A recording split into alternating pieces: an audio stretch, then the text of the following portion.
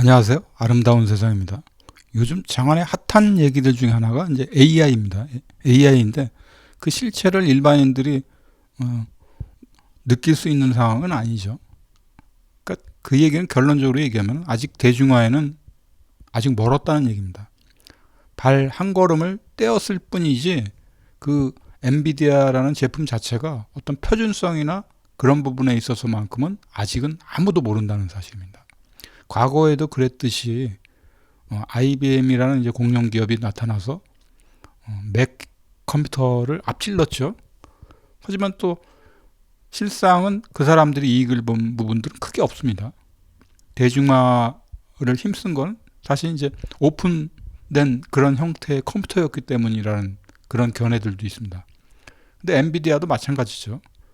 그 상황을 예측할 수가 없는 부분이 지금 잠시 이제 주가 총액이 뭐 1조 달러를 넘어섰다 뭐 그런 얘기들만을 봤을 때는 여전히 탄탄대로로 갈 것 같기도 하지만 특히 이런 IT 쪽 업계나 이 컴퓨터 분야 쪽은 아무도 예측할 수가 없습니다. 상황이 그냥 판 뒤집듯이 바뀌는 게 이쪽 분야라고 봅니다. 저도 이제 이런 쪽의 전문가가 아니기 때문에 함부로 얘기할 수 없는 부분이긴 하지만 컴퓨터가 출현하고 그 이후의 역사들을 실제로 개인적인 입장이긴 하지만 살면서 그런 걸 느꼈기 때문에 그렇게 말을 할 수 있는 겁니다. 그러니까 어찌 보면 고독한 황태자의 길을 걸을 수 있는 게 이제 AI일 수도 있습니다. 가격 성능적인 측면에서는 우수할지 모르지만 가격적인 측면에서는 아직은 대중들이 다가서기에는 너무 천문학적인 돈이죠. 그래서 여러 가지 모델이 이제 발표가 되고 특이한 사항은 이제 삼성이 거기 이제 HBM 이제 고대역폭 메모리에 대한 관련 기술이 뒤처졌다라는 얘기들인데 무엇보다 중요한 거는 이제 그게 이제 자리매김을 할 수 있느냐의 여부가 더 큰 관건이라고 보여집니다. 엔비디아라는 이제 이 회사 자체가 펜티엄 4 시스템이 나오면서부터 이제 그쪽에 그래픽 카드가 이제 AGP 형태로 많이 나오면서 대중화가 된 거죠. 그때만 해도 가격적인 측면에서 굉장히 틈새 시장을 노려서 들어왔던 그래픽 카드가 그쪽이라고 보여집니다. 과거에 수많은 그래픽 칩셋을 제조하는 회사들이 많이 있었습니다. 그 와중에 이제 엎치락 뒤치락 하다가 그 회사가 이제 우여곡절에 이제 정상의 자리에 온 건데 그것도 거기엔 또 다른 얘기들이 몇 가지가 더 있습니다.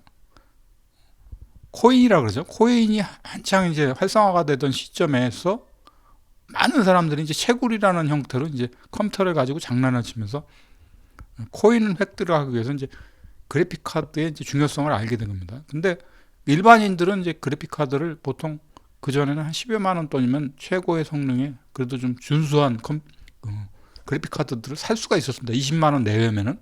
근데 어느 날 갑자기 시장을 나가 보니까 그래픽 카드가 뭐 80만 원, 100만 원대의 가격으로 형성되는 겁니다. 품절 현상이 나온 거죠. 품귀 현상이 나온 겁니다.